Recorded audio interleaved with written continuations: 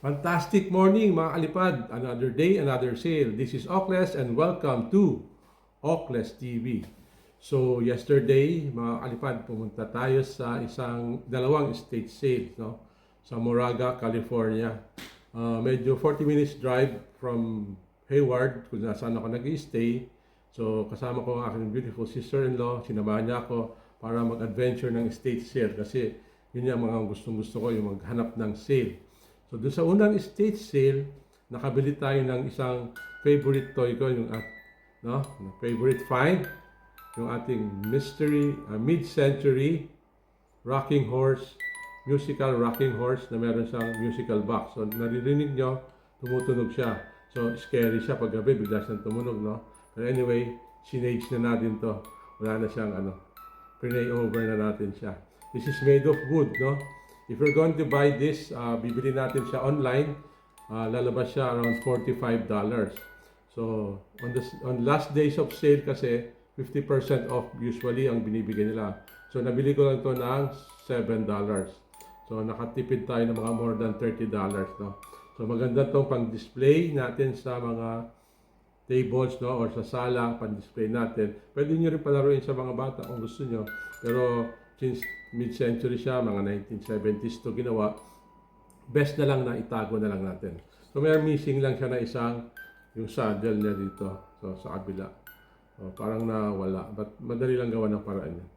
Anyway, a great find, our mid-century musical rocking horse for $7. So happy tayo rito. And also on that estate sale, nakahanap tayo ng ito, gustong-gusto ko to, vase to, no? Kasi mahilig tayo sa vase, sa mga glass items, lalo na yung wife ko.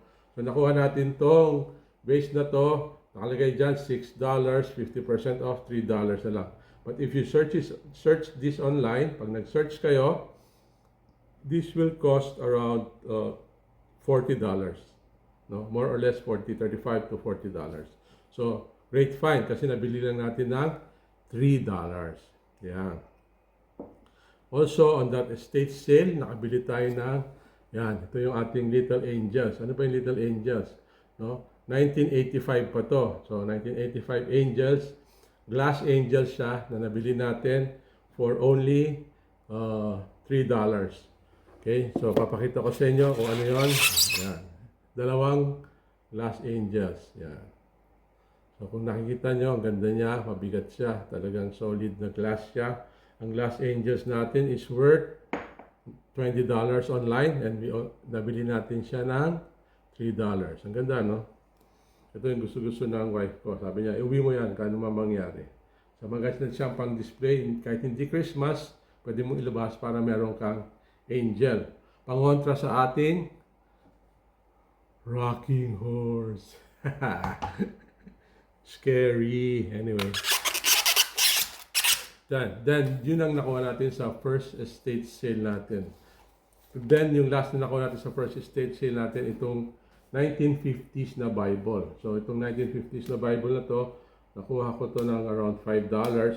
Online, it's around $20 to $23. So, maganda siya, nagustuhan ko siya kasi yung nipis yung paper niya, yung mga tulad ng mga lumang Bibles natin. Since 1950s siya, maganda rin yung mga pictures, no? Meron siya mga pictures sa loob. And, yun. So, meron na siya mga, because second hand, meron na mga highlights, no? So, bubasa natin yung mga highlights na yan. Baka bigyan tayo ng inspiration. Okay? So, ito ating 1950s na Bible, Holy Bible by Collins, no? Made in Great Britain. So, since we bought this at 5, nakatipid tayo dito mga $17. Then we went off to another state sale, no? Nadaanan namin, bumaba kami, inikot namin, last 30 minutes na lang, 15 minutes na lang ata, mag-close na yung state sale. So, binibigay nila ng sale na. Yung estate sale, sinale pa. So, unang nakuha natin, nung nakita ko, hindi ko na binitawan. Kasi I like collecting cards, no? Meron tayong mga cards na mga golden cards sa bahay. So, itong limited edition nostalgic cards with tin. May tin can siya. Sa loob ng tin can, nandun yung cards natin. It's a Christmas theme na card. No? It is made by Bicycle. So, sa magandang klase ng mga cards. Medyo mahal dito ang Bicycle, no? Pag bumili ka. Okay. Plastic siya. Ito yung kanyang design at the back. Ito yung kanyang front. Plastic siya. Okay. Yan. Yan yung ating Christmas themed na card. Dalawa siya. Yung isa open na siya pero kinount ko naman. Kumpleto siya. Magandang find to. Yan. Yung isa, naka-plastic pa. Never been opened. So, tatago natin yan. We'll keep this. Kailangan natin ng sa Christmas. Gusto natin maglaro ng card while waiting for Noche Buena. Ayan. Meron na tayong Christmas Santa Claus card ng Coca-Cola. Thank you, Coca-Cola. Although hindi ako nagtrabaho sa Coca-Cola. RC and Pepsi ako nagtrabaho. Then, meron tayong last but not the least, we bought this choking vase. Itong choking vase, nabili ko ng $5. This cost around $20 lang naman. So, $15 na savings tayo dito. So, yung choking vase natin is black, no? May mga gold lining siya. Maganda kasi yung design niya. So, nung nakita ko, sabi ko, maganda to. Ibigay natin sa misis natin. So, para pagdating, mahilig kasi sa face ang wife ko. So, syempre naisip natin siya. So, syempre yung rocking horse natin, this is my favorite find. This is for me. Yung isang last episode, it was a car. Now, it's a rocking horse, musical rocking horse. Okay, patunogin natin. Up. Yan. Okay, muli tayong Bible, pangontra, baka biglang sa gabi, mag-rock siya mag-isa at tumunog. Siyempre, tatakbo tayo. Pero don't worry, before I enter the house, bago natin pinapasok yan, ino-orasyon. May orasyon yan, meron niyang sage and everything. Mag-rest in peace whoever owns these items. Yan. So, yan yung ating mga find natin. Okay? So, total finds. So, the card. The Holy Bible, 1950s Holy Bible. The card parang, I think, is ano ba nakalagay ito? 1980s. 1980s yung card. 1980s yung 1985, yung angels natin. The choking vase. The glass vase. And yung favorite natin na horse. All of this, total niya, I bought for around $24.